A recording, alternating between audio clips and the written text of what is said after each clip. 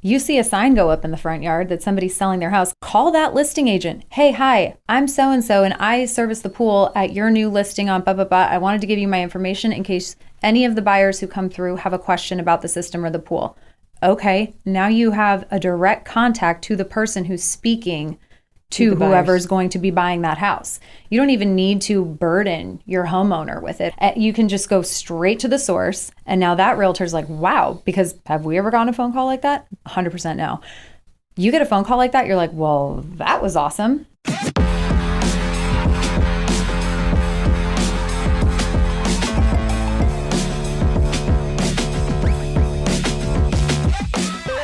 Thank you so much, Jennifer, Sam, for being with us on the show today. How are you doing? We're great. Thank you for having us. Yeah. So you've been in here twice, and it's been about a year. And I think last time, were you pregnant? Oh, I was. We were trying to figure that out on the way up here. Yeah. I was very pregnant. I'm so glad you were pregnant because this would be extremely awkward if you weren't. But no, I went on a solid diet. And thank you, though. Just lost 50 pounds. Thanks for noticing. Yeah. So how's the new baby? He's doing great. Thank you for asking. Yep. Yeah. Finally, he's a year old now. So I'm finally starting to get back into the full-time swing of things. I never stopped working. But because Jenny and I are crazy, but finally starting to feel like myself again.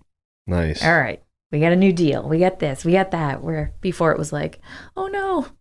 So I don't think we know, but but it's okay. I understand. Yeah. We're here for support. So introduce yourselves. Jennifer, you want to go first? I'm Jennifer, and I've been in real estate now for almost 12 years. And I have a wonderful husband, 2 little boys, and I'm a full-time realtor, mother, all the things. But no, Sam and I started working together about 7-8 years ago. And we were actually best friends from college. And so this happened very organically, and I think that that's why we work so well together. And our business has grown from doing resale for buyers and sellers to now representing builders and developers and having our own investment groups. And 2 years ago, we actually started purchasing our own properties together, and we were calling them Project BFF, and we were renovating them and selling them and flipping them, just the 2 of us. So it's cool. It's been fun for our business to evolve and continue to evolve. Yeah, that never had like a strain on your relationship? No. It actually made it stronger. There's a group of friends that we hung out with like in our 20s that, you don't see all the time anymore.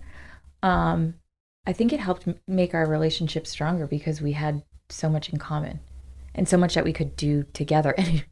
And it was always successful. So that was where the strain, we never had a market crash when we owned a property together. So maybe ask us again in 20 years and see if that's ever happened. Yeah, that helps. It's good though. It's nice to have somebody that really understands how you work. And so then when you're having a rough day or if something comes up, you can kind of say hey, I know that this isn't you right now, or something else is going on. And it's funny how we'll get each other to talk about things and kind of push through it. And then we're able to continue on our day and refocus on the business and what really matters. So no, it's been awesome. Did you guys have the same major when you were in school, or totally different?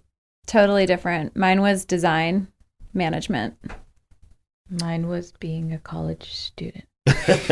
All right. Sweet. Sounds like a lot of alcohol was involved in that one.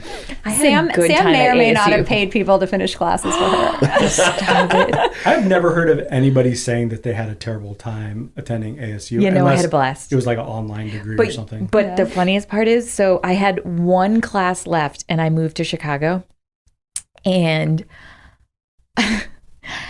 it was a class I couldn't take online. And so I didn't get my degree for forever. And so I finally took it when I moved back here. I was 28 going to ASU classes. And I took one and finally got my degree 2 years ago. Perfect. So, done. It's so funny because when people are like, when did you graduate? I'm like, oh, very recently, actually. Nice. This episode is brought to you by Poolside Tech. Have you ever wanted your pool lights to dance to the beat of your favorite Spotify playlist? How about built-in water leveling or dirty filter detection? And maybe you need to set restrictions for specific features of your pool with Airbnb mode. Look no further. The Attendant, powered by Poolside Tech, is the latest in pool automation. Their system offers innovative features and applied intelligence to help it think and communicate with both the pool pro as well as the homeowner. The Attendant is vendor agnostic, so it's compatible with equipment from existing manufacturers on the market today. It manages chemistry levels and automatically dispenses chemicals to remove the day-to-day worry. And with the approach to mindfully manage the energy usage of a pool, it checks all those boxes. And did I mention these things look badass? To learn more, you can visit their website at poolside.tech. Again, that's poolside.tech, or find the link in our show notes below. So our group together is AZ Luxury Home Group. We have a nice little team now. We've grown with 3 more agents underneath us over this past year. And our brokerage is Launch Real Estate. So if you're around town, it's a lot of the black, red, and white signs that you see all over the place. And so we're a group with inside of that brokerage. Okay. And not to go into too much detail, but can you explain just what the difference is between the two? Mm-hmm. So a brokerage is, they hold all of our liability. So we have a broker. She's who we go to when we have those moments of, uh-oh, what does this mean? This isn't anywhere in any of the books for how to be a realtor. And the group within is just a very specific representation of how each individual does business. So you'll have different teams, and maybe they have different areas of specialization or different locations, different types of clients that they'll represent. Maybe you're somebody who only does high net worth individuals. Maybe you're somebody who represents builders. Maybe you're someone who represents a portfolio for an investment client. So you can either have an individual or groups and teams within a brokerage, but the brokerage is kind of the mothership that we all live within. Okay. And how about you, Samantha? I have been in real estate now since Jenny and I partnered. So she said 7 or 8 years, but I think we might be pushing 9. Maybe. I grew up in Massachusetts and moved to Arizona to go to ASU.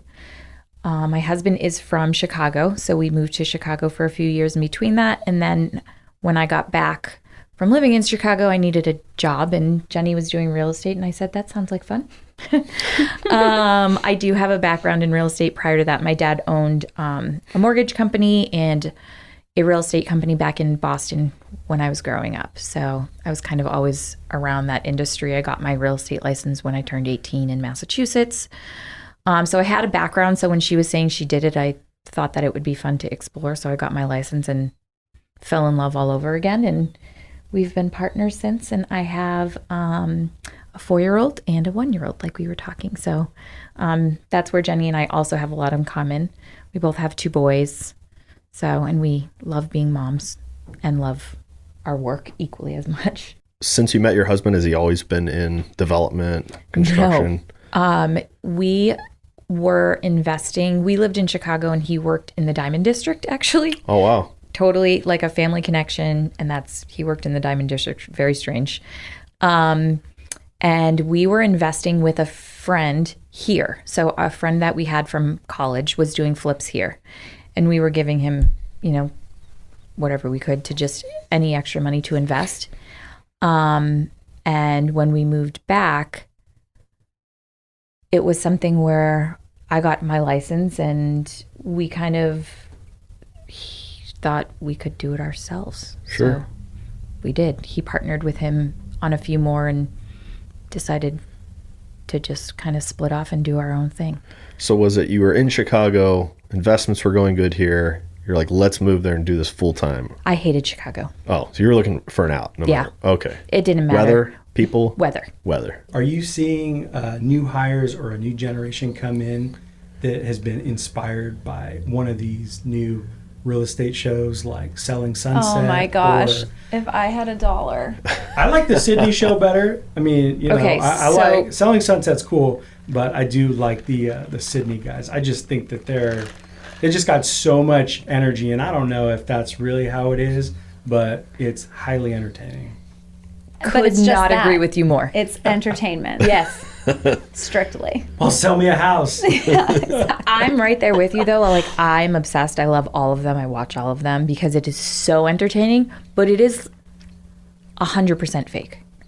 Like, The all women of make it. me feel very uncomfortable. So- I'm like, is it that, like... So there's a whole Cutthroat? generation of women who have gotten their licenses who think that if they dress like that and they look like that, that's how they get business. And Jenny and I actually recently, and to be inappropriate, she's going to roll her eyes because I'm always inappropriate, but You need to phrase this the right way. no, I Oh want to my phrase God. it exactly how we spoke to our brokerage. And again, it's all the different teams, all the different individuals, all together under one umbrella. And we didn't call it this, but I really wanted to call it Realtors, Not Prostitutes. Oh. Yes. These women have zero. Self-awareness. Yes. Thank you. I'm sorry, everybody's thinking it, but when you see, especially on shows, like, you can't help but think, like, how many times a deal was made because of That's the problem, though. something other than I don't what's being think shown. I don't think they're actually prostitutes. I think that what you're seeing on TV is just these gorgeous girls, and they are, who are on TV and not like Jenny and myself, like we would be dressed, to the nines, hair done. The problem is they're not putting in the professional aspect of what's real world. So in the real world, I would never show up to a listing appointment in a crop top. Or a latex dress. Or latex, Right. like the person But who you're stepping actually out in a Lamborghini, I mean, obviously. someone in the luxury market is not taking you seriously. Even if it's a single man, they're going to look at you, but are you going to get that business and actually sell that house? Probably not. So, I don't know. There is, to answer your question. There's a realtor for everybody, right? 100%. Generation coming that is what they think is professional and appropriate. Well, and to give you an idea of like how many people over the past 2 years during all the craziness that has happened and with all of the boom of these shows and everything else, we had like 52,000 realtors in the state. It jumped up to 92,000. Almost double. Yeah. And we're already seeing them drop off. It is crazy how many people are realtors on Instagram one day and they're doing something else the next day. And I think not even just the aesthetic part of the shows, but I think just like the reality and the expectation of what real estate is. It is portrayed as being something that like a monkey could do. And over the past 2 years, yeah, could a monkey probably sell a house here? 1,000%. But that's not an average market. That's not real life. And so when you actually have a deal where there's true negotiation going back and forth, you have a buyer who is not willing to pay over ask within 2 hours of being on the market, or a seller who is not willing to repair the entire roof or resurface a pool, then you have to have a real professional that's dealt with that and knows how to talk somebody through that and find the most agreeable outcome for all the parties involved. What I can say is I'm glad that realtors have gotten hip to stop doing like the bot commenting on Instagram, because I remember that shit getting so old. Whereas like every post, if you put in hashtag Scottsdale, you're like, cool Fire. post, bro, so fire. Let me sell you a house. I don't know. But I remember there was a handful that just like did it all the time. And I'm like, how often does that work? Yeah, I mean, Do you remember that? it Yes, had to have worked for and it them to doesn't. keep doing it, I guess. I don't know. No, because I think that I have no eventually idea. you That makes fizzle you out. annoying as hell. Well, Oh, and yeah. then it makes you look like everybody else is doing it. To me, it's very obvious when somebody like isn't authentic, especially on socials, because now it's not as new as it was anymore. Like when we first started our group, we got into Instagram almost immediately, and everyone was like, "Wait, you have your business on Instagram, and that's so weird." And we were like, "Well, yeah, this is great. We actually get a lot of clients from it." You what? We were like, "Well, yeah, it works for us, and we do. We get a lot of clients from it." And now I feel like everyone's a little more used to socials, and so it's more obvious when somebody is full of it. Yeah. I think. I don't know. Don't you guys think? Definitely. Yeah, I think it's getting more, moving into 2023 being like truly authentic is going to be major. I mean, it has been as time goes on, but even the biggest brands are having to like, show, the real personalities behind the brands. While he does that, I'm going to tee up the next one. So if you had, because I know a lot of these people that we were just talking about, maybe women or whatever, that are looking to become realtors, like if you could give them a reality check right now, like this is actually the recipe and like what it's going to take to do this, like what would you say to those Hard people? work. Hard work. And professionalism and market knowledge. Consistency. Okay. It's basic fundamentals of any business. Yeah. And if you treat it as a business and as a career and as a true profession and not just like a hobby or I don't know. You have to, any business, I mean, how did you build your business? Hard work. 100%. Knowing what you're talking about. Understanding what you're talking about so people respect your opinion and listen to you and trust what you have to say. It's kind of what you get in any business, really. Aren't you a trust fund kid? Yeah, something I didn't bring up earlier. Never worked a day in my life. Side note. Totally Side note. kidding. I just do inspirational quotes on IG. That's my whole gig. Killing it. It's got me a long way. So many likes. How'd you build your business? My dad. Yeah. When you looked He at was me. a super hard worker. My dad, though. Yeah, let me tell you.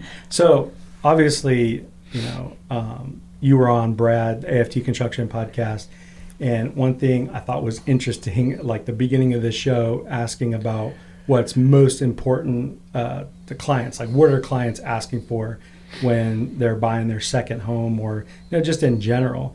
And right away said swimming pools, and I'm like, boom, they got to be on the show. So let's talk about that a little bit in terms of like what that conversation even looks like when people are looking for a new home. And obviously, let's stick to swimming pools. I mean, and that hasn't changed. And I don't think that it will. I think it has a lot to do with obviously where we live. But we're getting a ton of people from out of state coming in right now, and that's top of their list. So if it doesn't have one, does it have the space to add one? Is at the top of almost every buyer's list. And how long is it going to take to put it in? Yeah. I think that there's a lot of people when they're buying here, depending on the season, they want to make sure that by the time summer rolls around, that pool is in place. Because if you're not somebody who migrates out of the desert in the summer, you need to have that pool, or at least access to one. So people who are in condo communities, again, if somebody's in a townhouse, okay, does the community have a community pool that you have access to? If it doesn't, that changes the value of the property a lot. Significantly.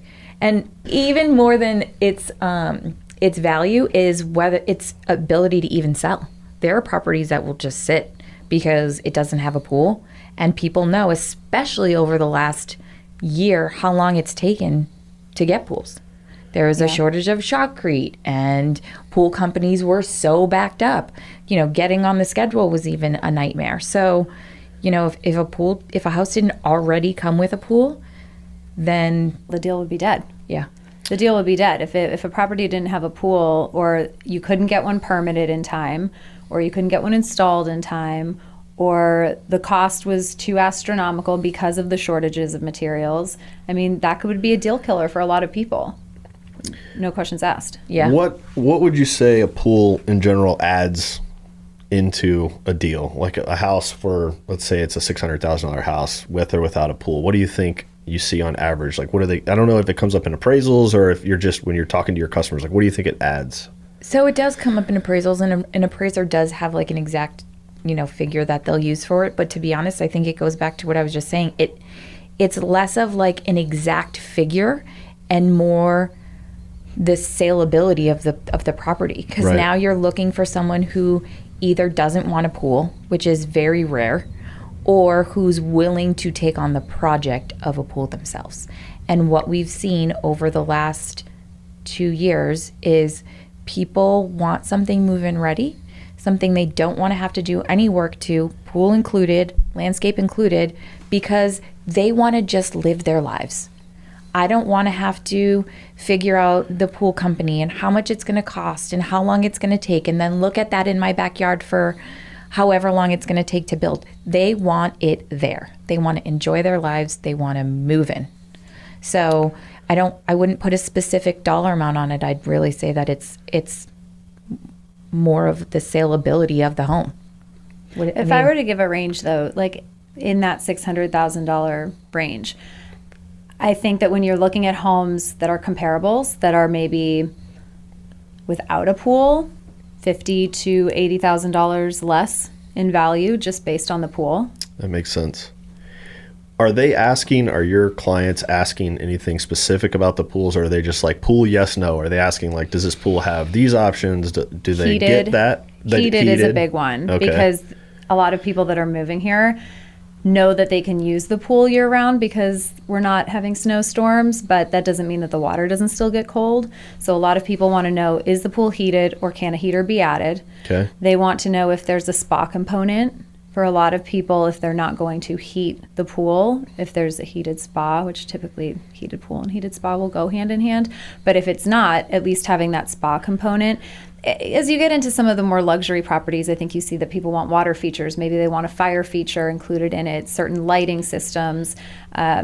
You tend to expect on a new pool the pebble sheen, or formerly the pebble tech kind of finish that was in there, where it used to be old school plaster. And a lot of the properties that are older, maybe down in Arcadia or in the Phoenix area, that have that plaster still, then those buyers want to know, okay, well, how much would it be to swap that out? Because they know that maintenance is coming down the pipe. So you have to almost be semi-professional in that, because you're having to provide them those answers, right? You're having to search out those options for them, I'm assuming. So every home will have a home inspection, and that includes an inspection of the pool. Sometimes if a general home inspector cannot make a determination of what may be or not be wrong with a pool, they will direct you towards a pool professional. And so you can have somebody, in addition, come out, inspect the pool, and then really dive into what does this pool need to bring it up to par. Mm-hmm. We usually have great referrals for that to hand over to some people. They will have their own. It really just depends. But yes, you need to be, that goes back to being a good agent, is that you need to have those connections for people and be able to guide them in the right direction, because we're kind of that provider of all information to them. Makes sense. Kind of the liaison. Mm-hmm. Yeah. And it's important for us to, even, though we aren't the pool builders and we aren't the pool professionals, to know at least the answer to the question through like a range. So how much does a new pool cost? Well, what are you looking to put? Are you looking for a basic pool? Great. That's probably, $35,000 to $50,000. Great. You want to go up from there? Do you want a spa? We have to know at least like ranges of prices. We have to know ranges of time frames. How long is it taking? Well, the last pool that, we had a customer put in took 1.5 years.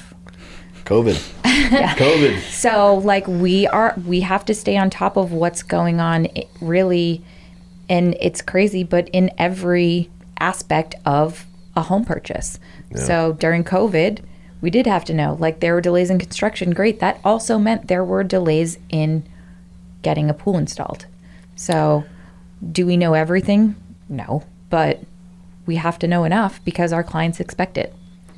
So does that help with your husband being in construction, or you being in construction as well? When you're presenting to clients, you're saying, hey, look, I know this is what it would take because you have such a deep background in that. Yeah, so it's really easy for you, right? It's really easy for both of us. We understand the process really well. Yeah. Right. And the different steps within it. We understand grading the lot, digging the pool. We understand that a pool is on a separate permit. We understand. And to go back to your question, yes, it does. It's helped a lot. Everyone knows a realtor. Of course. They do. And if they Everyone's go out, probably related to a realtor. Actually, yes. That's a good point too. Yeah. But they'll go out with their friend and go looking, or they'll go to an open house and they'll ask questions, and they see someone who doesn't know much. And then Jenny and I know a lot. So we've had a lot of past clients who are like, your building background and experience like helped us navigate this process so much. Because a ton of stuff comes up. Pools, not pools, anything related to the home. Like the construction background that we both have in doing our own flips and representing builders and representing investors and being married to a builder. Like, yeah, it is a huge help.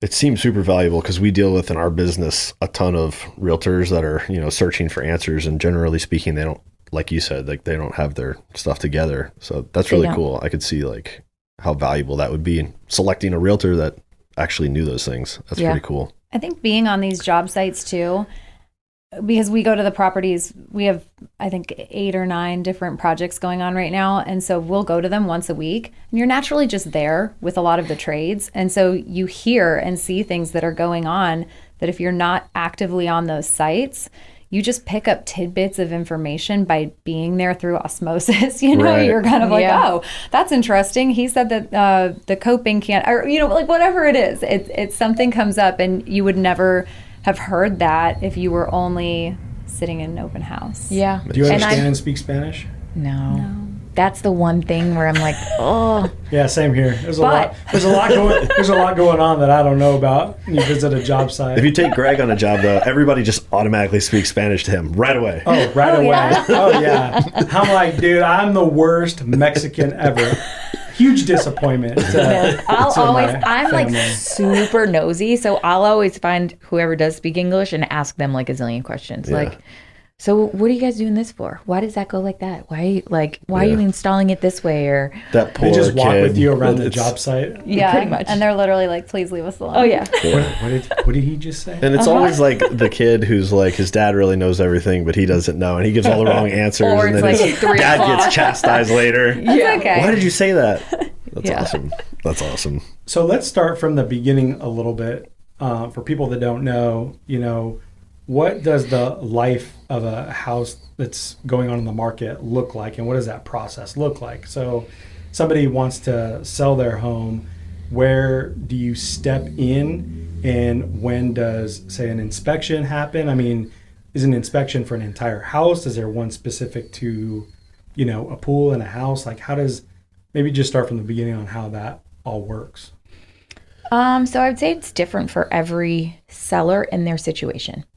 So what are some different situations then? Okay, perfect example. We just had sellers who were moving to Texas. They were totally leaving the state. So they had a time frame. They had a house they needed to be out of. So it's a little bit different if someone calls you and they're like, this house doesn't work for us anymore. Once it sells, we'll find something else. That's a different situation. These people have a firm date. They need to have their house sold so they could be in a different state to work. So there are different things that you would tell them. So this overall, the house needed a little work. So we went in and did some things. The biggest thing though was the pool. Mm-hmm. So it was a remodel that they did in 2016. Current owners moved into it in 2018. But when they did the 2016 remodel, the only thing they didn't touch was the pool. So it was like a total... Unbelievable. Yeah. So that became an issue.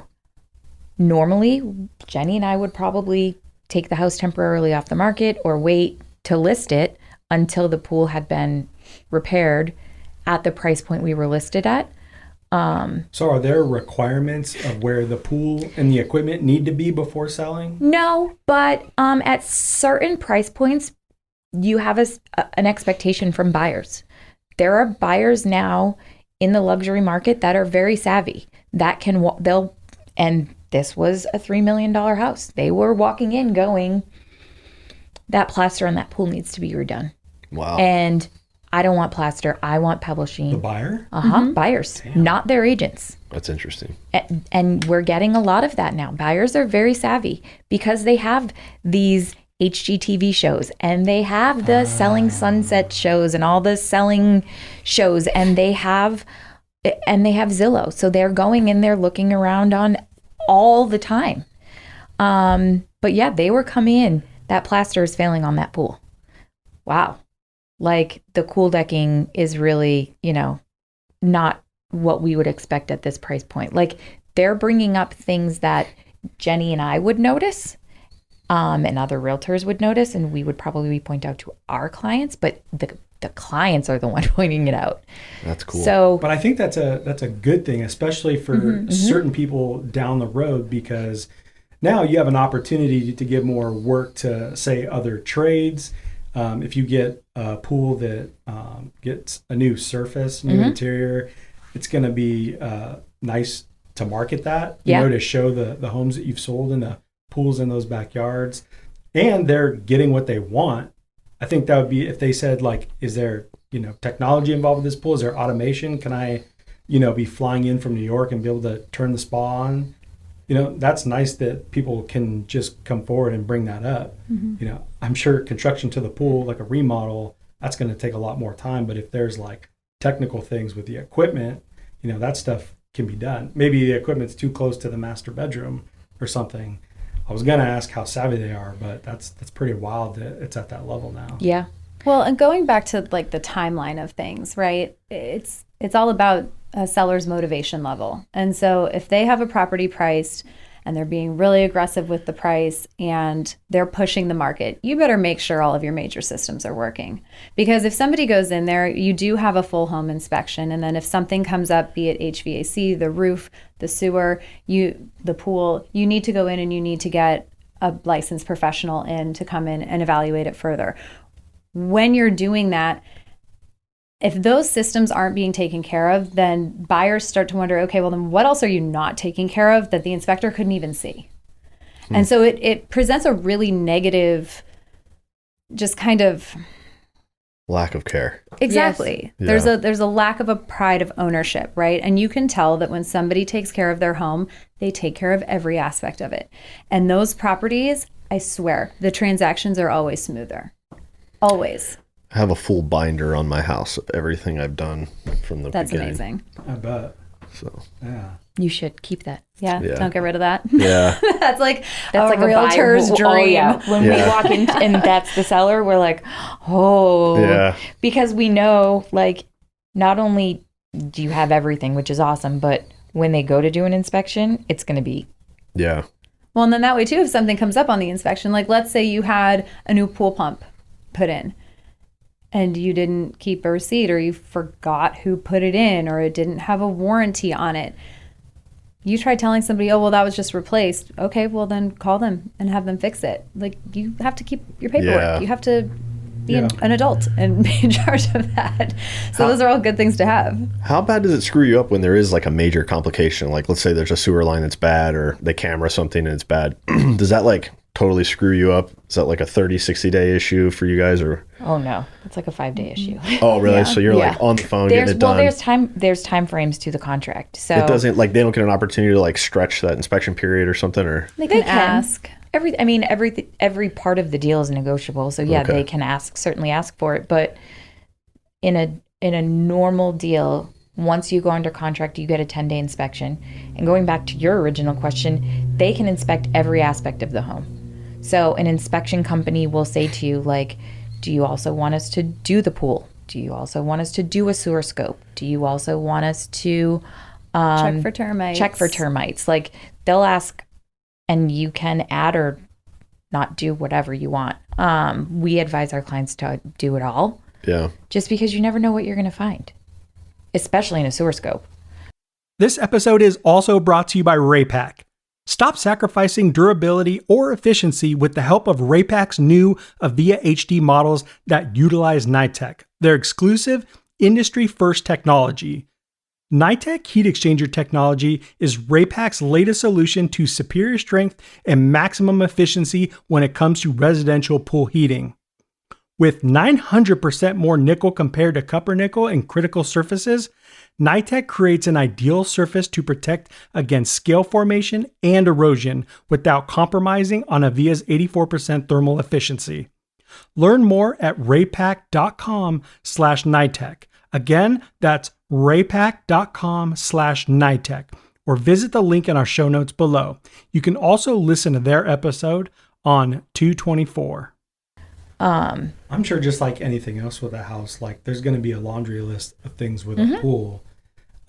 So who is actually doing that inspection for a swimming pool?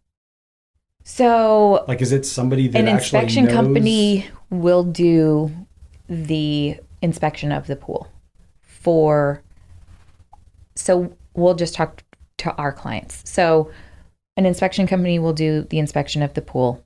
When things come up for the pool, we'll then call a pool company to come and actually do a deeper inspection into it. And it's typically more of like an evaluation, because at that point, the inspection companies that we use are really thorough.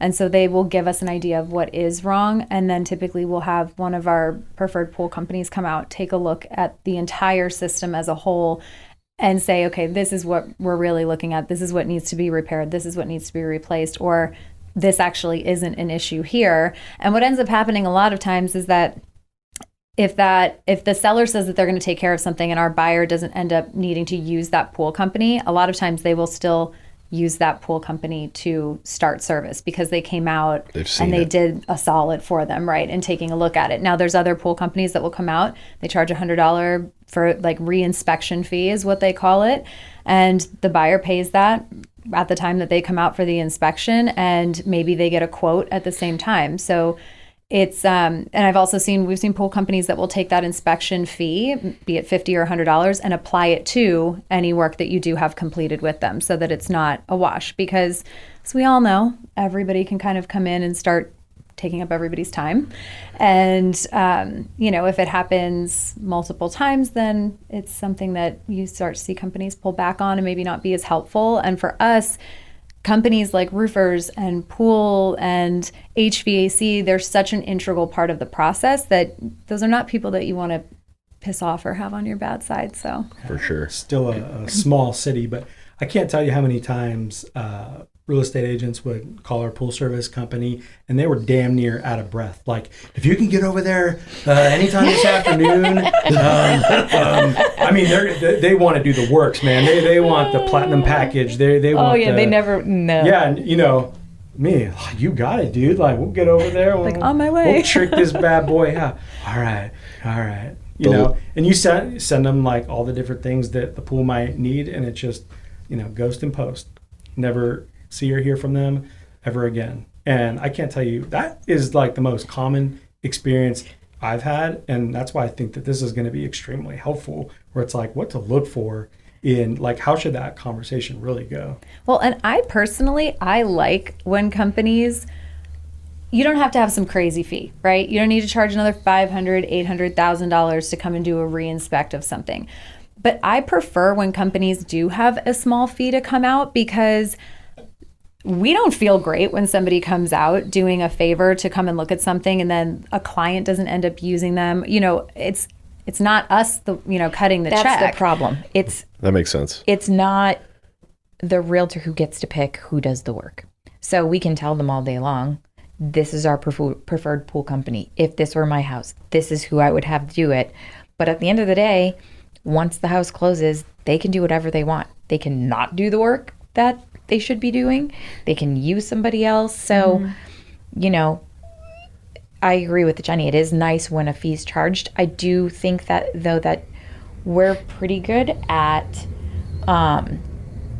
whoever does do those things for us, we use them for everything. Yeah. So even if you came out and looked at one house and you gave us a bid on that house and they didn't end up using you, but then someone who already has a pool, they're like, hey, I really need my pool resurfaced. Do you have a guy? Yeah, I do. Here you go. So we'll always use that person, knowing that they, help us on the backside. We keep that list of preferred vendors for sure. That's cool. And it's a short list. Yeah. I bet. I don't even have a list. So what are some things that pool companies can do to help you all, or just real estate agents in general? Like, is there certain questions that would be helpful for them to ask you in order to figure this out? Because I'm assuming most of the time when you contact a pool company, you kind of need things to be quick in terms of like what needs to be done. Maybe not necessarily a new pool, but you need to have some questions answered pretty quick.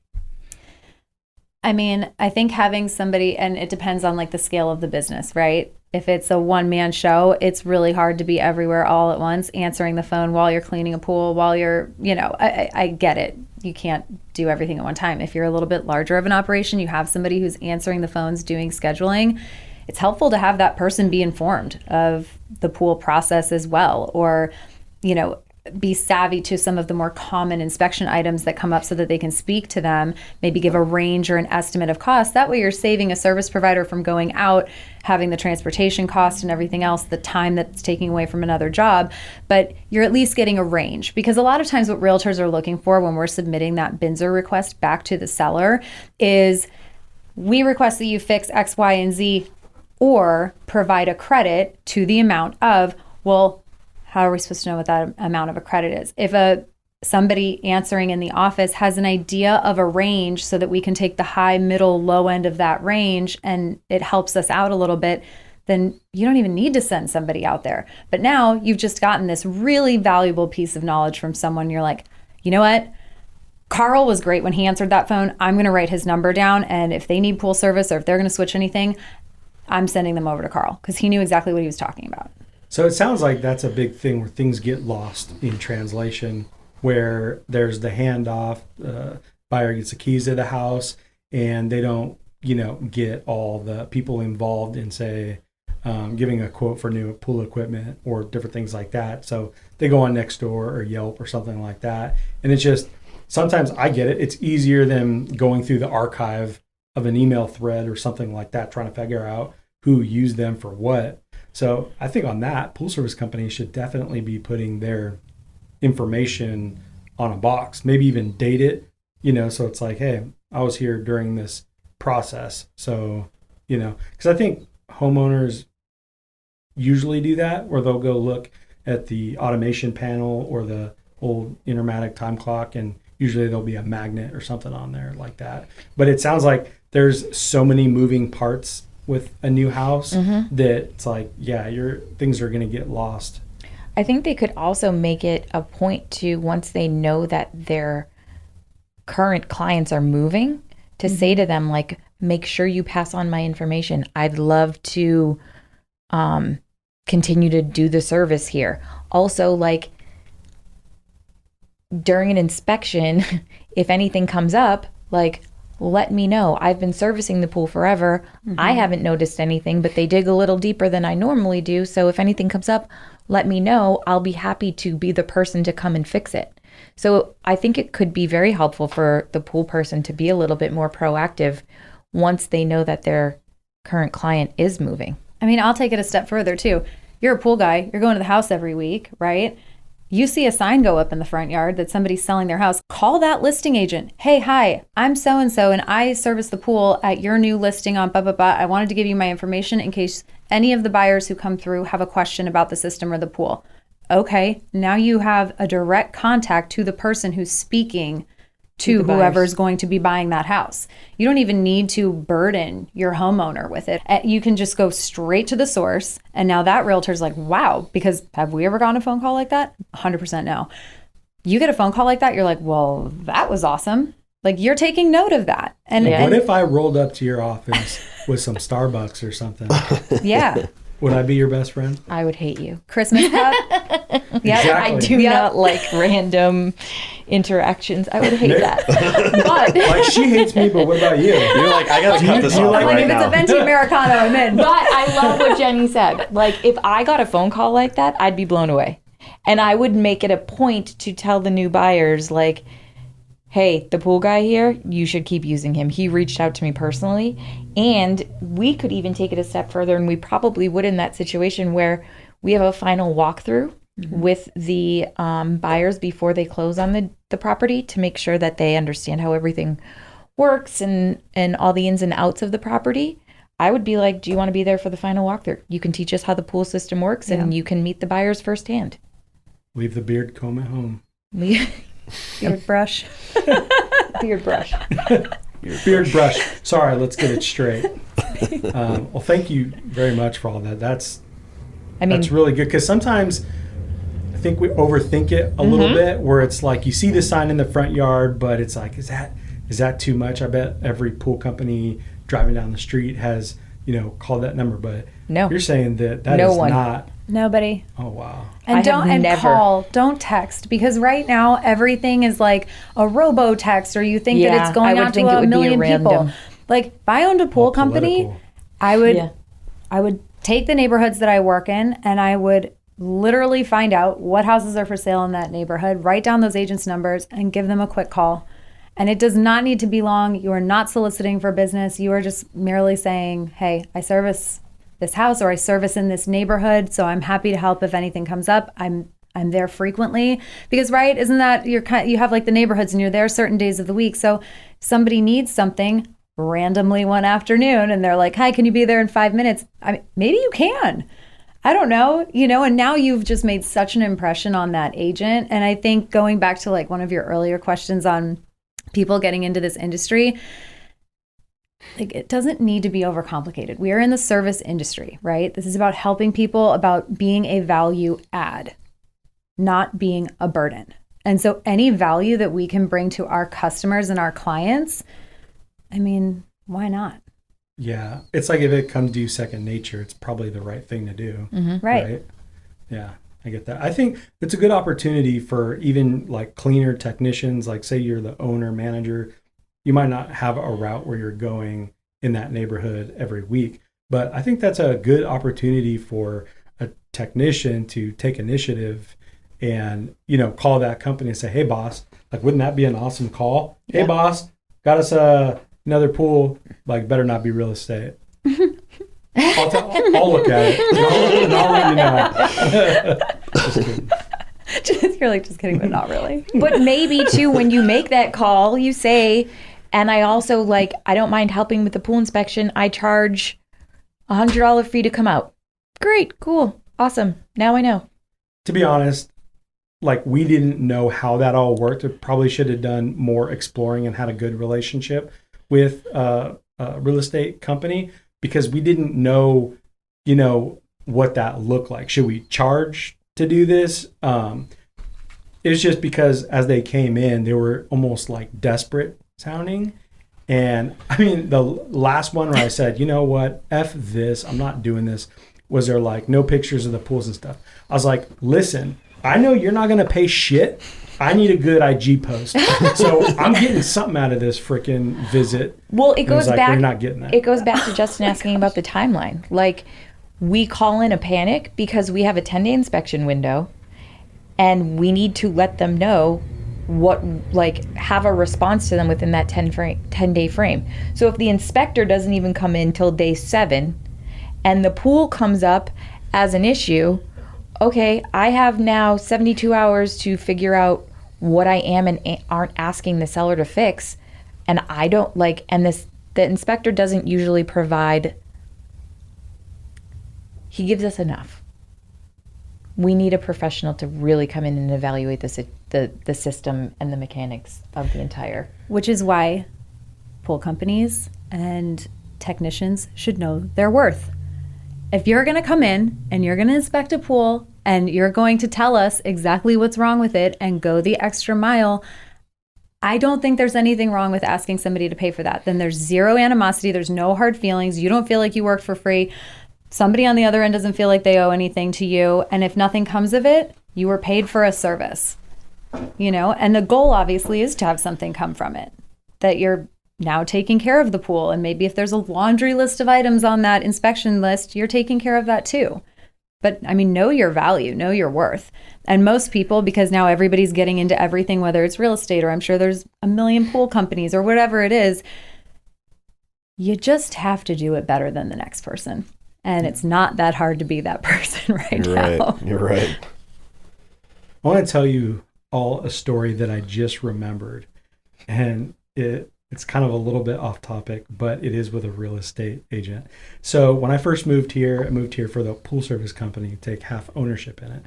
I worked at Harley Davidson in Scottsdale, and I worked in the clothing department. A gentleman came came in, and he's a real estate agent.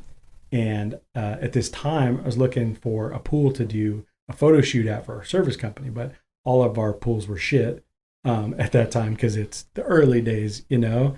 I was like, man, you know, we need some website photos. We need some content for social media. We need one of these pools on the side of the mountain, you know, Camelback or something like that.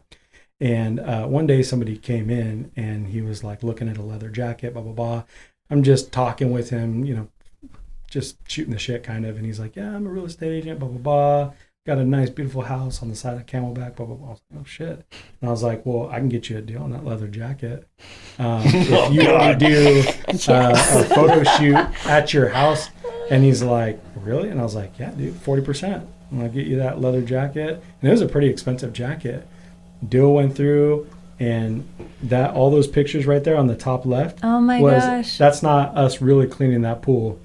That is all staged at that guy's house. That's awesome. Imagine having a house on the side of Camelback, and for a leather jacket, you're going to allow strangers into your house. Dude, what in the hell is going on? I guarantee you that's one of the least weird things happening on Camelback Mountain. Probably right. I mean, he didn't let us in his house, but Just the pool. Yeah. he said, I'll be up here. The gate to the backyard's down there. You know what would be cool too, though, hilarious. is if you went to like a brokerage owner or even like a realtor who's at a big brokerage. It would be really cool if someone would come in and talk about the newest stuff going into pools.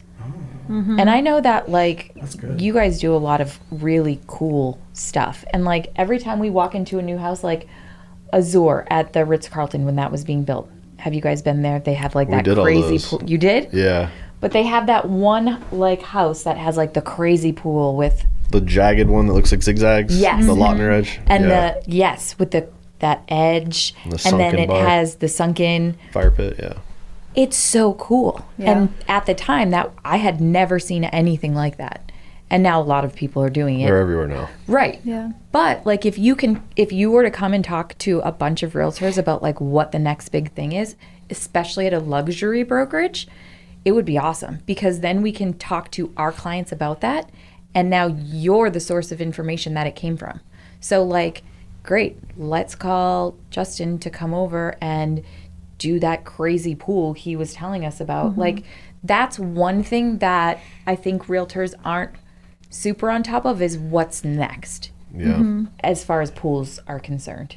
Yeah. Like Because you're we're dealing with the entire property. yeah. If And you were s- thinking about that with a pool, you're thinking about interior design. You're thinking about landscape Yeah. design. I mean, there's so many things, but man, that's gold for anybody listening to take that. Because I mean, if you're saying that, I mean, this is I would think a pretty competitive market. And if nobody's reaching out to you and doing any of that, Nobody. I would That's love to insane. have a pool company come talk to us about like what's the next cool thing in like the luxury market. Like Well, and we have after weekly. this podcast, there's going to be a line at your door. People, Well, we have a brokerage meeting Yeah. every week. every week. And we have a panel of people that will come and speak or a special guest speaker who will come in. And so you have an audience, a captive audience of about 175 to 100 usually each week, sometimes more, a little bit less, just there to listen to you.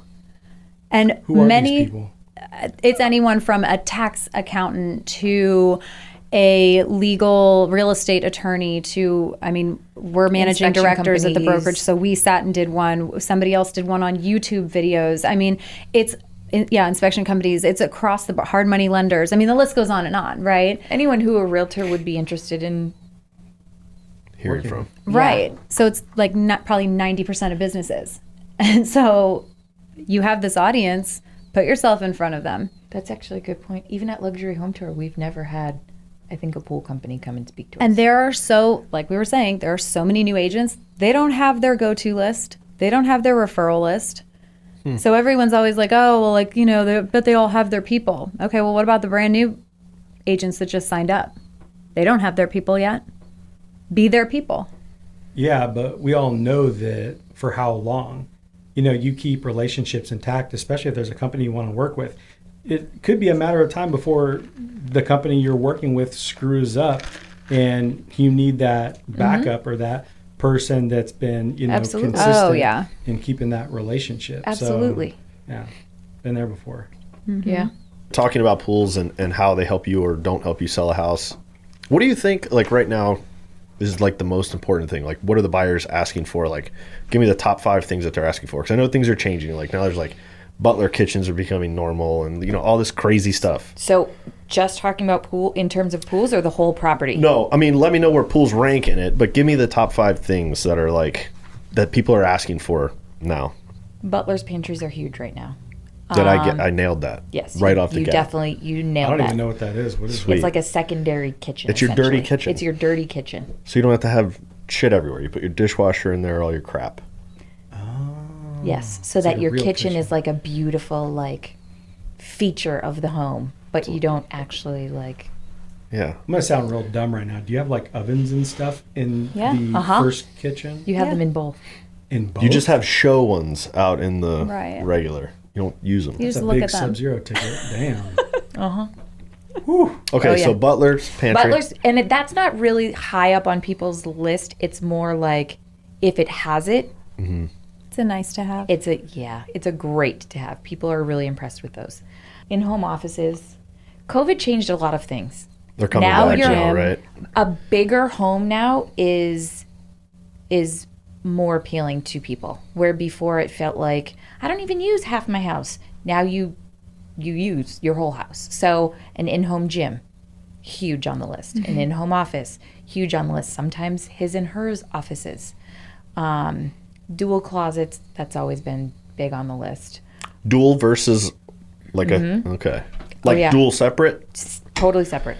Don't I want to also see. I also think in Arizona it's always going to be constant, like indoor outdoor living. Yes. And then having Sliders. your outdoor living space feel like an extension of your home. Yes. Because we do and have the ability to live outside so much in Arizona that I don't know that it's ever not going to be a trend to have that. I think that the outdoor spaces that we build around certainly become a lot more impressive. You have people with massive bars and the guest house that open up, or the show garages, or the level of sport courts that we see going in, the fire pits that are works of art. I mean, it really becomes, it's not just like your little barbecue out back with a pool. It is such a well thought out, orchestrated, technical Living space. room of your house. Yeah. And Sounds that's like huge. That's Paradise probably Valley. pretty Yeah. high Huge. So the indoor On the outdoor list. space ranking in the top 5 for sure. for sure. It is insane, these houses with the tennis court, basketball court, Is that still a trampolines, thing? like- Tennis Oh, yeah. courts? Oh yeah. Really? Or Yeah. pickleball courts now. Yes. That- A lot I've of seen people that, put in yeah. pickleball courts. Yep. Tell people, I'm like, man, you need a babysitter. I'll babysit a 17-year-old. Like, come over here and just like hang out. Go-kart tracks, splash pads. Have you seen many gun rooms? I feel like that's like crazy all of a sudden. It is, but those are more for custom homes. Let me rephrase, not gun room, sorry. Gun like the Like a range. range. Yeah, like the range, yeah. Okay, yeah. You don't see a ton of those go back on the market.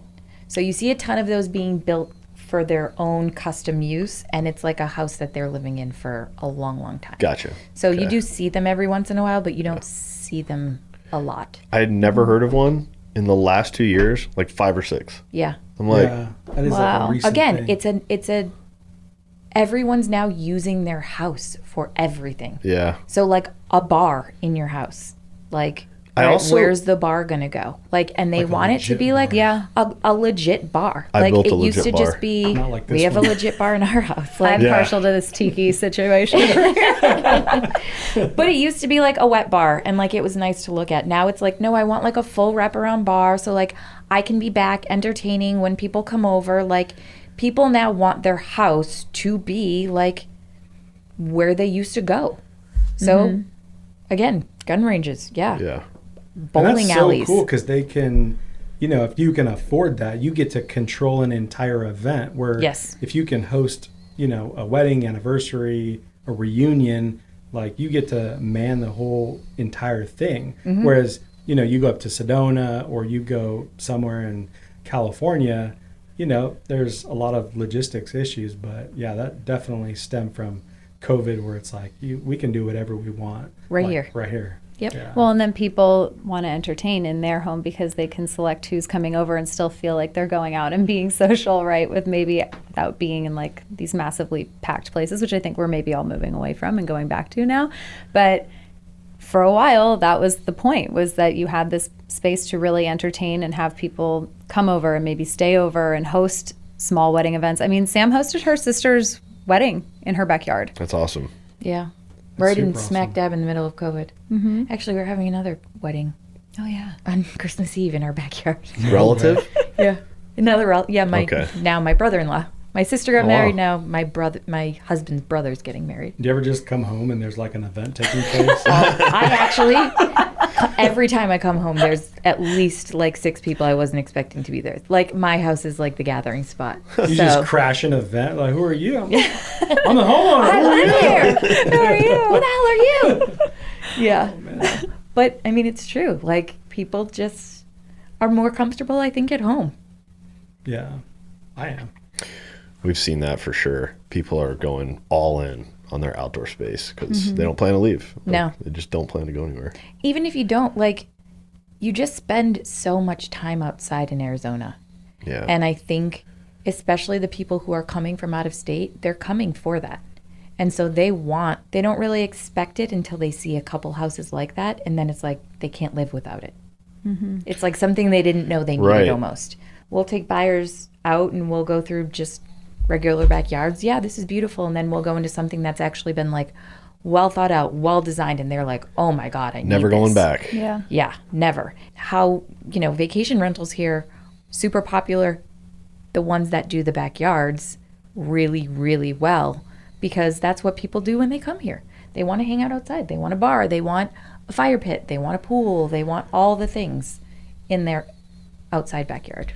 Do you ever whisper to him, like, can you imagine the Instagram likes you're going to get? Look at that backdrop. Is that artificial turf? Yeah. Wow. Did you, Yeah. the addition you made on your house and all that stuff, was that before or after COVID? Before. Right before? Or? I knew what was coming, Greg, so I instinctively Should've made those known. decisions. No, that was before. That was the 12 years before COVID that project went on. Oh my Oh, God. No, I'm just man. kidding. No, literally, but But probably close. probably close, yeah. When my wife was pregnant with our first, we were living in, we have a detached garage that we built a bar in, and we did a shower. We lived in the bar. You can imagine how so excited she badass. was. So cool. She went into labor when we were still living in there, and they were remodeling our house. It's pretty- Anyone pretty who's rough. married Awesome. to someone who's in any type of construction Yeah, I hate to be expects them. stuff like that. Oh, okay. Yeah. Like, Should hey, have to sign a hey, waiver. babe, we're going to go live in the bar Yeah. just until the house is done. Okay, yep, sure. Sounds about right. Yeah. 2 dogs and a pregnant wife. in the Yep. bar. Oh my gosh. Great. I I wouldn't. mean, that's not. You want to tell a pool story? I mean, you literally like rip a pool out. Yeah, like, my overnight. wife had nightmares. We had our first child who was 1, and she was pregnant with the second, and she was having nightmares that the baby would fall in. She couldn't get to him because she was pregnant. You're buoyant when Oh you're my God, pregnant. that's terrifying. So we had a 10-foot diver. So we ripped it out, built a spa close to the master, and then put a splash pad for the kids. Oh my Like Yeah. quick gosh. status. Like one day Yeah, I'm at no, the it was house, like a there's Friday. pool. Yeah. Next day I come over. What the? Where's your pool, bro? Yeah. Like, oh, it's gone. She was really, upset by it. So I was like, done. But you built a dope splash pad. We did. Yeah. Right. That's Actually, amazing. That is becoming very popular. Splash pad. Having splash pad at your house. I feel like it was popular, and then you didn't hear about it. Now it's popular again. Yeah. But it doesn't seem like I don't hear about a lot of people having them. Like I can see somebody wanting it, but I can't imagine there's too many houses No, on there's the not a market ton. with a splash pad. It's No. a lot of money relative to what it is. Like for that little pad, like you might as well build a pool. Like Well, and that was going to be my next suggestion, was anyone who is in the pool industry to at least know what that costs and how to do it. 'Cause Yeah. you'd be our first call if someone wanted a splash pad, would be a pool company. Well, and I also feel like you did it at the perfect time, right? Your daughter's, or your son, I'm sorry, your son's 1. You're getting ready to have another baby. Yeah. The Right. longevity of that amenity Right. has at least 10 years. right. Right? You're right. After your kids are 10, I mean, maybe they're in the splash pad, but they're cannonballing into a pool. Yeah. Yeah. So you also don't want to try to throw a splash pad in your house when your kids are 8 and 9. It's Yeah. got a really limited lifetime on it. Yeah. 100%. I will say from what you showed me on the splash pad, it is a lot more technical than I thought. I didn't think that much went into it, but seeing the underground plumbing and everything else, I was like, oh, It's pretty crazy. This is not. Well, you go to places like everybody takes their families to like Scottsdale Quarter, right? And they got like this huge splash pad, and then now you got to replicate it at your house, or else you're an embarrassment to your family. So how much does something like Why that I don't do cost? it. Like if you do the automated systems and proper chemicaling, I mean 30 and up, Wow. yeah. It's pretty cool, though. It's a lot of quiche. You got to be committed for sure. You got to have some favors. Have you ever sold a house and time passed and somebody like found a secret passageway or something like Parasite style? You ever seen that movie Parasite? No. No. But That's a I know what crazy you're talking movie. about. No. No? There's like a TikTok trend, I think, on that, where like there's like a whole thing where people are finding like secret passageways or secret rooms in their houses that they didn't know exist. Yeah. I don't think That's we've freaky. ever. No. So I will say, actually, I was the creepiest, one of the creepiest houses I've ever been in was in the Biltmore.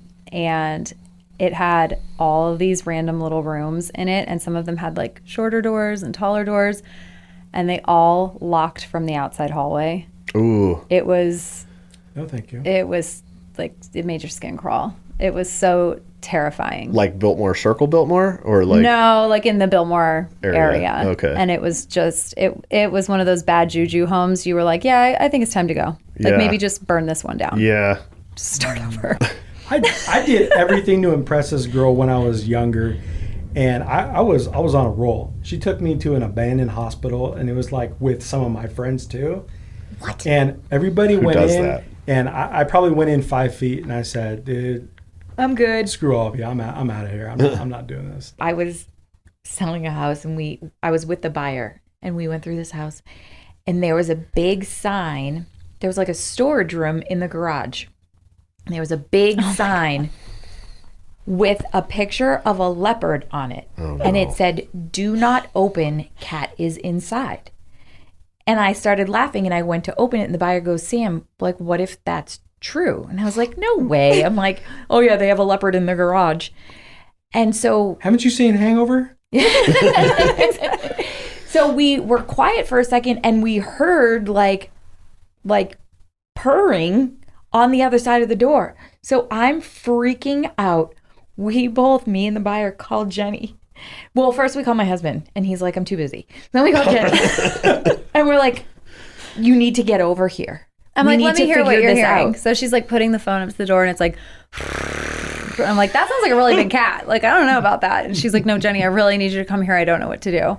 So we Like we I get work her for over there, animal and control we're or all like something. opening the door slowly, slamming it shut. Like, no, we can't do it. Finally, we open it. It's a house cat. I'm like, "Are Oh my you God. kidding That is me?" Why are they Awesome. keeping a house cat behind a door? That was like where they put it during showings. But I'm like, They "Hey, made a sign. who's the jerk that made the sign?" And he's like, "We got you." And I'm like, I was gonna say, did you YouTube yourself? That would've been you, great. You might be trending. I actually have, millions of we did views. take videos. Watch you me do freak have a out video our as well. realtor. We did take videos of it. I never posted them though because it was like cringing. That'd have been hilarious. Like, Yeah. this is the big cat behind the door. Oh, we were literally like, You see his little paw like come out from underneath Yeah. the door. Oh, that can't be. oh, and she was so pissed. Jenny's like, "Sam, it's a house cat. I'm going back to work." I'm like, Waste "Oh, my time. Yeah. I'm like, what was I going to do anyway? So, are you the serious one? 100%." Like, what is the 100%. I'm the duo. inappropriate one. I'm too honest. I'm the Don't say you're too honest. That makes me sound like I'm a liar. no. I mean, too, No, I get it, too though, like- honest in being Yeah. like She's saying blunt. things I shouldn't She's say. blunt. Yes, Yes. not that you're no. Because sometimes you need somebody to say something like, "Oh, forgive." Jenny You know, does she that. just- That that's me. face But you just seriously- made, Yeah. that Yeah. whole reaction you just did, yeah. is Jenny to me all the time. It's like you'll apologize, but like, can you answer her question? For real? So I think that's our dynamic. She's the funnier one though. Like I'm blunt and I'm like inappropriate, but she's actually like very witty and funny. So You're both, you know, Thanks. I think people in real estate, especially the good ones, are a little bit intimidating. Oh, You know, even on the shows, like those women, like I would never, I can't make a pass at them because, you know, I have a wife, but I'm saying like that stereotype that, you know, that's what they do to sell houses. mm-hmm. I'm like, I would never make a pass at any of those women. Like they seem like they would eat me up and spit me out. You gotta What's be, the show that you You watch? gotta be a little crazy to be an He's agent. like, I need to. What is the Selling Sunset. Selling It's on Sunset. Netflix. Okay. You gotta watch the one in Australia, the Sydney Lux. I haven't watched that one yet. Oh, it's so good, man. Those dudes got swag, man. I'm like, they could sell anything. Like, yeah, hey, what's up, mate? Yeah, we're gonna take you to this 3-story Flat. overlooks the ghetto. You feel like, you feel like God, mate. You know, like That's man, I'm pretty good. like, oh, good. The ones curious. I really like are $1 Million Listing. Do you watch those ones? $1 million listing. Which That's one is with a that? different agent every time, right? Or is No, it the same? it's they're 3 different cities. So it's like $1 Million Listing of New York, New Miami. York, LA, Miami. Miami. That makes sense. That makes sense. But it's on Bravo. Do either of your wives watch like Housewives? yes. Okay, same channel as Housewives. Watch all that dumb shit. Yeah. Sorry, babe, if you're listening. To that. Yeah. Just started watching what's that lady's name? Something Anthony. Oh, the Carly Anthony documentary? Yeah, I haven't watched that yet, but it's on my list. it's so weird. I think I would like your wife because I love the Housewives too. Oh man, and she'll watch it and be like, "Can you believe like this bitch? Oh yeah. You know she did it." I'm like, "Why are you watching this?" You know what I mean? Like What is it's going always on? that where it's like commenting on the whole entire thing. Like, can't stand this chick. I'm like, man, there's like 1 billion things to watch. Like, oh yes, I forgot. I'm not supposed to figure it out. Like, just watch it. I'm gonna put my AirPods in. Yeah. The best part is my husband hates. He like won't watch it, but if I force him to, he'll like get into it. And he'll be like, "Why did she do that?" I'm like, Sometimes "See? that happens." See, it's addicting." And he's like, No, it's not. Shut this shit off. I've had enough. What choices do I have? Yeah. We're in the same. There's only one TV. Yep. Yeah. The one thing that she kicked that I'm glad was the murder show.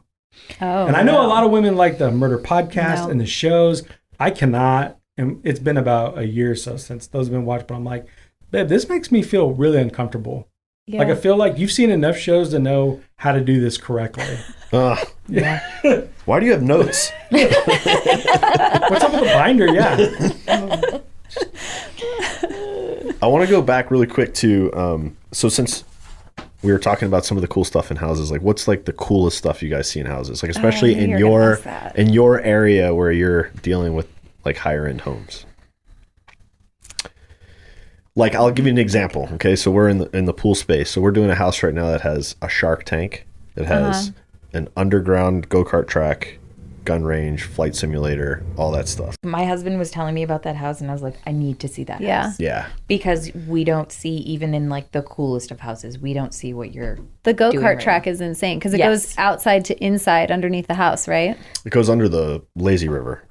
That's one insane. that I really love. Yeah. So it's got a cart barn, and then you come out of the cart barn and go on and stuff. Yeah. That's super cool. There's actually a house that AFT is building right now out in the Southeast Valley, and I think it's, oh my gosh. Is that the no? Sorry, not the- Brad, if I'm getting this wrong, but I think it's over like 30,000 square feet just in the main house. And then they have this huge like barn facility for Yeah, like events, entertainment. Yeah, the we've seen it. trampoline. Yeah. Yeah, and it's all like the craziest steel infrastructure. I think too, like we're kind of nerdy when it comes to construction. So whenever we see like really impressive, unique construction, like right now, the houses that they're putting at Lincoln and Mockingbird that they're dropping, so the Optima builders, that group, they're the ones building these home sites and they're single family homes.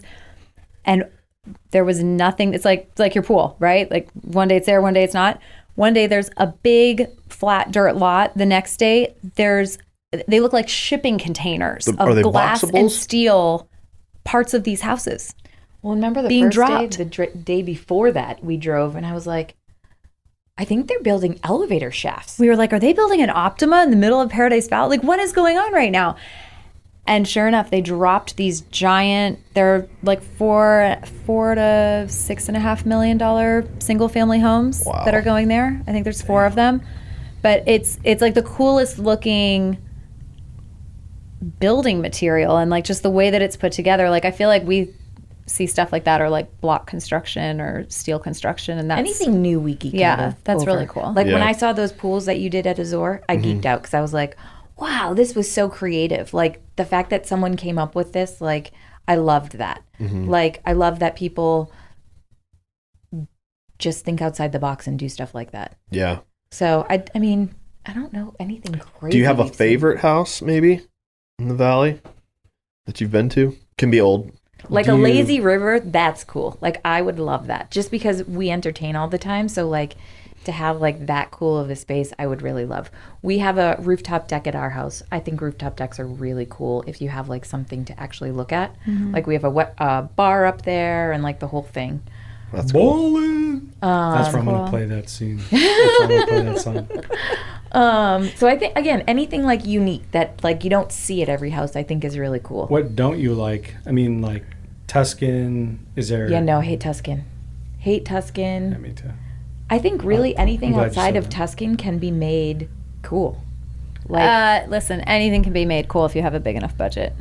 You could rip a Tuscan house. yeah, You but could get all. You're gonna rip Yeah, I it think all it's- out. I feel like Now there's it's I know. Cool in Tuscan. Italy. I'm Yes. just Like saying. where Yes. its origins. I also think too, like, so we're seeing a lot of homes right now. One of them actually we just did the complete redesign for, and it was in very rough shape when we bought it. And we've done this really cool modern Santa Barbara. I feel like that's kind of the really hip style right now, is that modern Santa Barbara, or something that's like super modern, mid-century kind of style. And so those homes, I think, that had like a lot of the Cantera stone and some of the darker colors and heavier woods in them, you know, once you start peeling all of that away as much as you can get it to a point that it becomes a little more versatile. Is the transitional thing done? Is that over with? I mean, we've No, yes and no. I think it will See- always be popular. Seems like modern might take over a little bit, Modern right? is definitely what's most popular right now. I So think- I'd say like the farmhouse or even the craftsman really like is starting to go out, and people are really loving modern right now. Yeah. Anything modern. Lots of glass all the time. That's always a big. yeah, like the big black iron or black steel Yes. and glass, like lots of that, lots of natural light, really neutral colors. You can't go wrong with neutral colors. I think that people are leaning more towards warmer undertones too. It's a little less gray, a little more. Have you seen the like barn dominiums and have you seen the silo houses that they're doing? No. Yeah, they're like they use a silo as like the end of the house and they build off of it. Those are crazy. I don't think they're doing Really? them here, but just yeah. No, I haven't seen those. Is anything left in Arcadia right now? Like, is it still like you got to tear it down? Like, if you not Arcadia Light, but like in Arcadia proper, is it still like really got to buy something and tear it down, or are people selling any of those houses? I mean, is it? You're going to see those come up, those like really old ranch style homes that have lived their full life. Yeah. And, you know, the majority of Arcadia proper is built up and rebuilt. Yeah, But there's still some select, there's a pretty decent amount. And, Yeah. and again, the pride of ownership, I mean, 95% of those original homes have so much of that pride of ownership, and it is kind of nostalgic to see them. And some of them still have the fruit trees in the front yard with, you know, the trunks painted white. And it's, I don't know. I think it adds to the charm of Arcadia. So Yeah. it's kind of nice that they weren't all just like wiped out in one swoop and then start over again. I kind of like seeing them sprinkled throughout. It adds a lot of character. yeah. Agree. Yeah. I keep hearing that it's starting to get easier, or maybe not starting. Maybe it's been a year since I've heard this, but people are tending to move to PV now because it's easier to get stuff through PV and build in PV. Is Who that told you true? that? Or a couple builders we work for. It is easier building in PV. Yeah. But if you're a buyer, your budget better be. So PV is still, you're paying a bigger premium. Oh yeah. Okay. Yeah. It's interesting. It's a lot of the in-state buyers. They drive through Arcadia and you have the Phoenix address. You know, you don't get a lot of privacy because Arcadia is known, everyone sits in their front porch and you all know your neighbors and you get to know each other, and there's a charm to that. But there's also I want my privacy and I want my acre lot and I want to be in my backyard with the people I know. I missed the boat on the Arcadia thing. I remember when I first got here, like you could still get stuff in Arcadia for like 300,000 or 400,000. Oh, like my friend got a couple, and I was like, "Why are you buying over there?" Yeah. Bought my first house in Tempe. Taylor bought his first house in Arcadia. So, what are some things that I guess any company should look out for when working with a real estate agent or company? You know, if you're going to be, you're trying to partner up with a firm or something like that, like what are some things that you should really be, looking for? I would check their socials and see, like, does your vibe match up? Are the morals kind of there, the same level of service, the way that you talk to your clients, the way that you want your business presented to your clients. And it's not to say that it needs to be, I guess, the exact same aesthetic, but you can align yourself with someone who you can tell is constantly posting and pushing forward and has new deals going on and has that energy and is keeping their business really fresh, versus looking at somebody's page that's maybe a little stagnant or isn't keeping up with as many things. Because again, put your energy and your effort somewhere that you're going to see that value returned back to you. So if you see that somebody's very active and posting and, giving back to other trades and within the community, chances are you could be on that list of people too. That makes sense. I always think, especially on Instagram, if there was somebody that I wanted to reach out to, that they probably get that all the time. But I'm kind of thinking about this stuff a little bit differently off of what you said. Whereas if you're a pool professional and you've kind of got cool brand, cool aesthetic, like you totally get the grid, you're doing everything just right, and you're getting the traction with, likes, comments, you've got a good following, all that stuff. Why wouldn't a real estate company, the one that you want to work with, like why wouldn't they want to work with you? And I would, once you actually get someone on the phone or you're in person talking to them, like find out how many deals they actually do. Like, what's their market knowledge? Like, you also don't want to be wasting your time with an agent who does 2 deals a year and doesn't give you either of the business. Worst case scenario. Yeah. So find out what they actually do. Like, are they a full-time realtor? Or do they do this part-time? Do they actually, how much are they selling? Where are they selling? Because, we've had pool companies that reach out to us and I'm like, great, can you service this address? Oh no, we don't work in that neighborhood. Okay, so also look at where you're, Damn. where you're looking to. I'm not allowed because to be within 500 feet of that. well, I mean, if you Yeah, are we're like, out is there in, another question we're supposed if to be you're out asking? in Gilbert, you probably don't want to service pools in North Scottsdale because that's a hike. So, Right. I mean, it's good to, I would also go after the agents who work in the neighborhoods that you either currently service or want to be servicing. And I think making the phone call first and talk, if you can't talk to somebody in person, making the phone call, because again, the text or the random DM that's like, hey, I own this and I'd love a collab and blah, blah, blah. It's like, okay, like spam, delete, whatever. But if you've already met that person or had an interaction with them and you've heard another voice on the phone, and then maybe you follow up on Instagram, like, hey, I wanted you to check this out. It was so nice following up or meeting up with you or talking to you today. Here's an idea of what our business looks like. Then you're kind of putting that face with a name, but in the right order. Yeah. I hate those DMs, like that bot shit. Let's collab. I'm like, that is like completely out of my vocabulary. I see anybody talk to me and say collab, I'm like, hate you. Don't talk to me. Nope, don't say it. I don't collab. How about stay tuned? That's yours, not mine. Jenny and I use that a lot. We say that on our properties. But it's because we're like, You're cool like that. because they're coming. no, soon. it's because we follow them through the whole process. So it's like at framing, like, Stay tuned. stay tuned. Oh God, we're gonna have to totally rethink Gotta that. do the To come up with unhappy something face. Don't let me Totally unsettle that different. spoon. You will think about it though the next Instead time. of Oh, stay I'm never tuned, there's saying gonna that be again. some long drawn out. Uh-huh. It's not done yet, but we're getting there. Stick seriously. around. Stick around. I'm never saying stay tuned again, just so you know. Oh my gosh. I know he said it to me, and I'm like, sorry. It reminds me of like when you go to the restaurant and you're ordering food and you're saying, we'll have the. I don't know. Probably stupid. But. I'm gonna ask people on Instagram, like, does this bother you? 100% yes. Okay, all right. No more of Everything bothers everyone on Instagram. Oh, that's a Seriously. good point. You could ask them anything.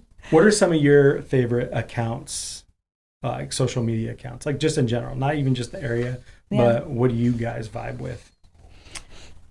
It's so gonna be like but like we love design. Anyone who's doing anything design wise, construction wise, Like, real estate wise. I love, we love OCD AZ. So it's an The detailer? organizational. She so organizes. They have a car detailing branch of the company now, but she organizes literally everything in your home. And she will install all of your holiday decor, and she will take it all down. And she has a really impressive business, and we have a lot of respect for her. It's cool. Everything's like very aesthetically pleasing when you look at it. Yes. But yeah, on a work side, I mean, it's definitely more things like that. On a personal side, I love looking at Lux magazine. They have all the prettiest houses. or just design from different countries. Yeah. Like you start looking at design from like Eastern Europe or the Middle East, or because it's such a unique take, and it's not a different room. It's still a kitchen, or it's still a bedroom, and just the creativity behind it and the consistency then like throughout their designs that you see within those cultures, I just think is really cool to look at and to try to embrace some of that. And even if it's just like one tile selection for a laundry room that we do here, to kind of take inspiration from that, just brings in something fresh that again is a little more authentic than just being a carbon copy of what everybody tends to do here. Yeah. That's why I love Dwell so much, and I have for a long time, is somehow if there's an insane, like, cool house, doesn't have to be big or anything, but it can be in the craziest place, Afghanistan, Iceland, Patagonia, like they got the story Yeah. and the most beautiful pictures to go with it. And I'm just like, damn. Yeah. Like when somebody's just building something dope, they just call Dwell. They do. Like, you're going to want to see this. Yeah. You're going to want to send somebody They out do. here. They Yeah. just call them and they're like, yeah, come out and check it out. They got that power though, because I mean, Yeah. they're the Yeah. best of the best. They do have, I like them too a lot. Yeah. I mean, we also follow Pool Chasers. I mean, a Right. couple things like, do people care about the options in a pool, like in floor? Yes, 100%. Do they? We have a lot of people, especially locals, who have had pools that have the vacuum cleaner. And they're like, I have to take it out every time I have people over. I hate the thing. I got to push it out of the way. That's really good. People love the in-floor cleaners. Well, and people that are from out of state, if they're not used to having that, like that system isn't everywhere, right? Right. And so they've never even seen it before. And they're like, well, how do you clean the pool? And you tell them that like the cleaners pop up and like you can actually see their brain exploding inside of their head I that like can't that's even a real imagine. thing. So it's pretty cool when people find something like that out, because one of our favorite parts of the job is when people get really excited about the house that they're buying, and like you see them light up about it. And so when something as simple as a pop-up head cleaning system in a pool does it, like whatever it is, like if that's what does it for you, awesome. So That's And I cool. think AV is really like the technology side of a pool has become like everyone expects it Yeah. at every price point. yeah. Like even my parents live in Chandler, and in like a track home, and they're like, I want my pool to be able to light up from my phone, and when I come into town, I want to be able to turn the heater on 3 days before I get here. Or like everyone loves the technology part of the pool too. I think you can blame Nest and like Ring for that though, because they made Yes. that tech so Totally. accessible to the masses. And so now it's like, oh, well, if I can do that with my HVAC and my doorbell, like why shouldn't I be able to do that with my pool? Right. So there's actually a somewhat newer company, and they make automation for swimming pools, and they actually have a new integration where you can set up your Spotify to the automation so it dances to the lights. This is great news. Yeah. You know, But see, like, we didn't know that was a Right. thing yet. I'm going to come to the next meeting. Yeah, And I'm going to get some new podcast guests. oh, yeah. There you go. You will. Do you know Pentair makes a light that'll project your pictures onto the floor? of the What? pool? Yeah. Why would you Really? want that? I don't know. Themed party, If maybe? you're having, Maybe you want Santa if you're on the having floor? a wedding in your backyard There you go. Or a dinosaur birthday party? or a On the dinosaur floor birthday of the party. pool? Yeah, you know when I heard about it was the last Vegas pool show. So this is, what, 3 years ago or something? And it obviously wasn't very popular. So I don't know why I'm bringing it up. But I know that it was a thing. Never really took Actually, off. Did the pictures actually look like the picture, though? Probably not. That's probably why we haven't seen it. Yeah. Well, because the water moves on Yeah. top of the picture, You're right? right. Okay. Seems at surface level we've really debunked that whole thing. But what made me think Can of they it. get the Alexa to work first before they get into the... Yeah, their list of priorities is a little off. What made me think of it though is we service a hotel downtown, and they were looking to do it for a party. They wanted somebody to do a mosaic on the floor, and I was thinking in my head, whatever happened with that light? But anyway, I'll look into that because I still think that... I think mostly kids would get a kick out of that. Yes. And it would be cool if, a pool got done and, we're out flying the drone. yeah, And see a lighting was squiggly right. picture of Well, because the water's still, it's glass if nobody's in it. Yeah. And if you're, putting an image at the bottom of the pool, like you're going to be able to see that from the drone footage, especially on a plaster pool. That's actually super cool. Or I guess if it was for like a kid party or an event that people were in the pool, and so Totally. if kids Goggles are actually on. like goggling it up and going down, like they can see whatever is in the pool, like a shark or something like that. That could be cool. Or terrifying. Or or terrifying. or the worst idea ever. So, where are you guys at right now with pools and construction? And are you still super delayed, or are you starting to catch up and be like somewhat normal again? It starts at like the beginning. The first trade gets overwhelmed, and then the next trade gets overwhelmed. The one that's stuck is Shotcrete. From what I'm Yeah. hearing, is they're going to get some relief here in the first quarter next year, or right now. We're hearing it break, but all the other trades have caught up. It's just Shotcrete. Okay. So a lot of the companies we work for they still have pools that have been sitting for 6 months. So. And it's funny because you say that to homeowners. Like, well, getting Shotcrete's really hard right now. And they look at you like you have 15,000 heads. What is Shotcrete? I'm like, Right. So I want a pool. I don't even know what you're talking It's about. a major component of the pool. This is all you need to We're know. so spoiled here. In other markets, like in Tennessee, they like take your deposit and they see you in a year. Like we'll take your deposit and we'll come design you in a year. Like Damn. it's That's like wild. here everybody expects everything Yeah, like they do. right away. They do. It's But crazy. that's a Real- huge trend right now too in houses that we're seeing, is that it has to be all done. Everything has to be completely, it doesn't matter what style house it is, doesn't matter where it is. If you have a home that is completely rebuilt or new or remodeled, if everything has been touched, it's selling. Yeah. Quickly. It is. Because again, people want to move in and be They don't done. want to wait. Yeah. They don't. They have zero patience. Yeah. I wonder why that is. Do you think it's just, do your buyers care about options in the pool, or is it just the pool? Like, for example, in-floor, do your buyers know and care about in-floor? You think it's just because, like, buyers in general are becoming more like that, or do you think it's something to do with Arizona, or why do you think that is? Because I notice it too, like in our industry. Like, everybody's all of a sudden, like, really amplified up on the, I mean, we're an Need it instant now. gratification society, and it's only getting worse. So, yeah.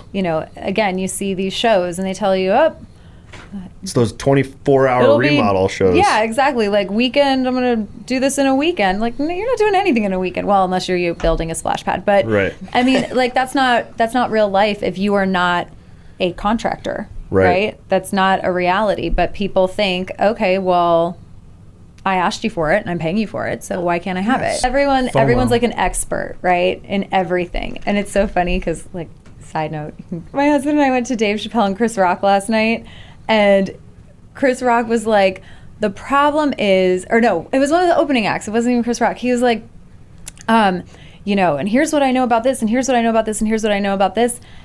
And you know how I know that? Because I'm an American and I do my own research on just about everything by going on Google. And that's what these people are So like, true. effectively, that's what Totally. they're doing, right? They're like, oh, let me just do a little search on the city permitting, and let me just do a little search on how long does shotcrete. And people will come back to us and they'll be like, well, see, I According was to my reading that a bid My is friend. actually, or my friend told me, and it's like, My oh, friend had a pool done in a month, so I don't understand. Your friend's crazy. Fact check right away. I also that- think that is it's how it like is, it's though. the. I also think it's the market that we're working in, like the luxury market. Like people have money and they expect. I paid you, so where is it? Deliver. well, and over the past 2 years, it's well- been everyone's paying over ask. So they're like, Yes. if I'm going to pay over ask, I'm going to get everything I want Yes. and then some. Yes, my pool And- is costing 30% more than it was a year ago. So why is it taking twice the time? Right. Yeah, or I gave you the offer right away. Yes. I didn't have any contingencies. Yeah. So they start to use that as like the strings to pull, right, for the in. It's hard because a lot of that's out of everybody's control. It's out of your- 100%. We have a new listing and we did drone photography of it yesterday. Uh-oh. And I looked, and in the backyard of the house next door, there is an above ground pool. Doughboy. Nice. Is it round? Yes. Doughboy style. So Where? I'm from Massachusetts. So, like, if you had a pool, it's like 50% chance you had an above ground pool because no one really had them in the town that I was from. I haven't seen one of those since Massachusetts. That's a thing you can even do here. Sure. Won't it rot? I don't know how that would do it here, to be honest with you, but of course you growing can. up in Southern California, that is mostly what I saw growing up was doughboys. And I mean, you had a doughboy. Whew. Yeah, That but was the here, bee's like, the knees. sun just beats the crap out of everything. Here, yeah, Like, I can't even the- imagine it. That is weird. I can't imagine Right? it lasting They must be very from long. somewhere else. They have They to. probably brought it from Massachusetts when they moved here. They No, packaged it up. Southern California. I was dying. I like zoomed in. I'm like, is that what I think it is? Yeah. Yes, it That's is. awesome. We'll blur that. We'll blur that. Yeah. That's cool. No, I kind of want to highlight it. It's kind of funny. Neighbors look like they're a hoot. So Yeah. Great news. You have super fun neighbors Yeah. who move in here.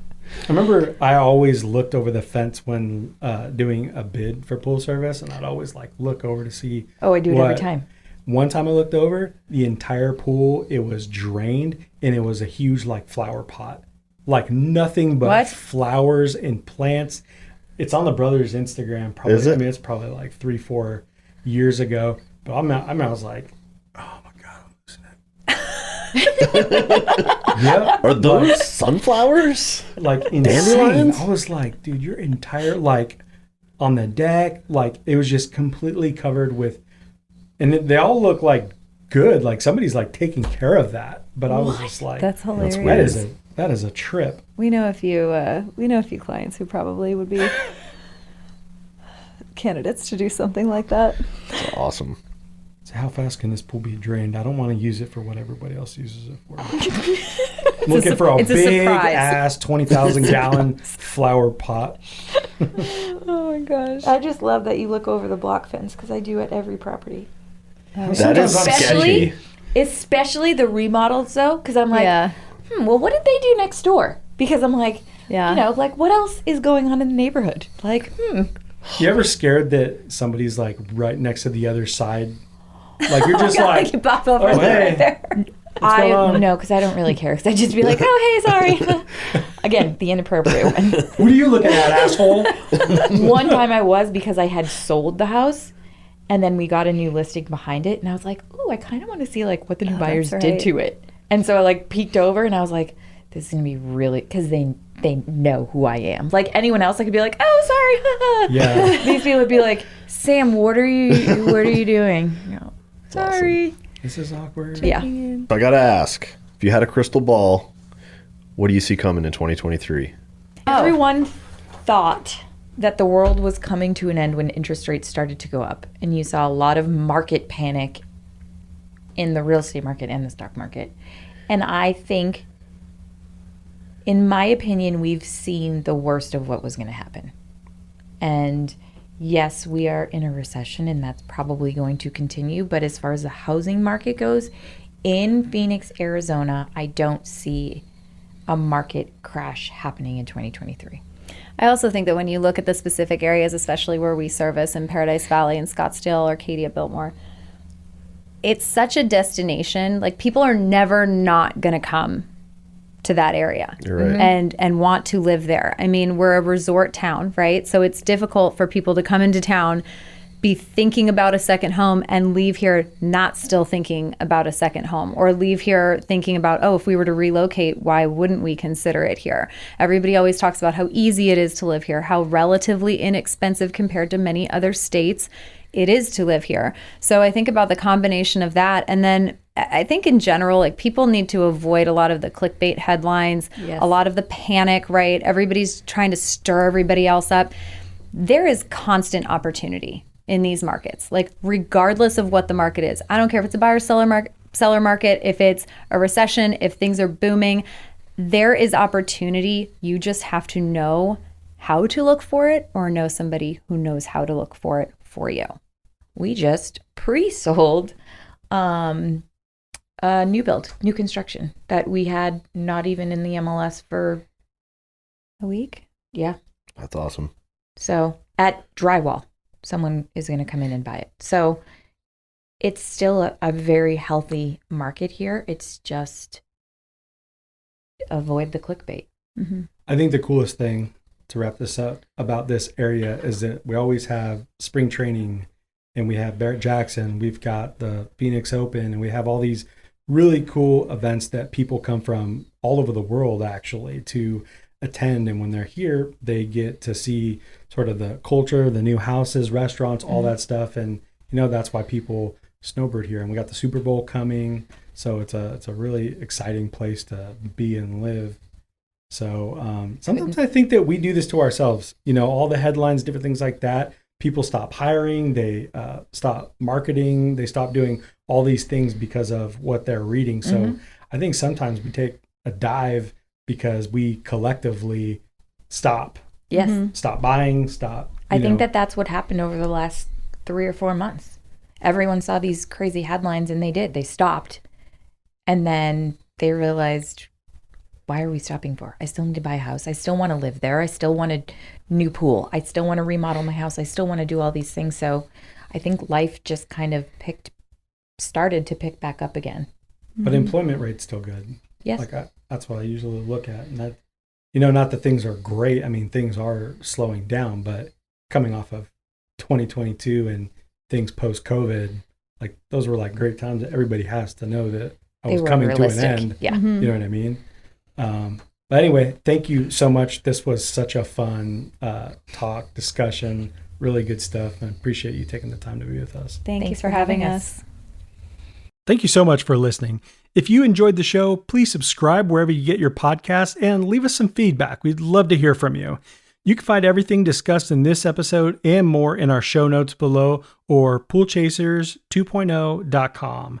This episode was produced by the amazing Kyle Ald. I'm Greg Villafana, and you've been listening to the Pool Chasers podcast.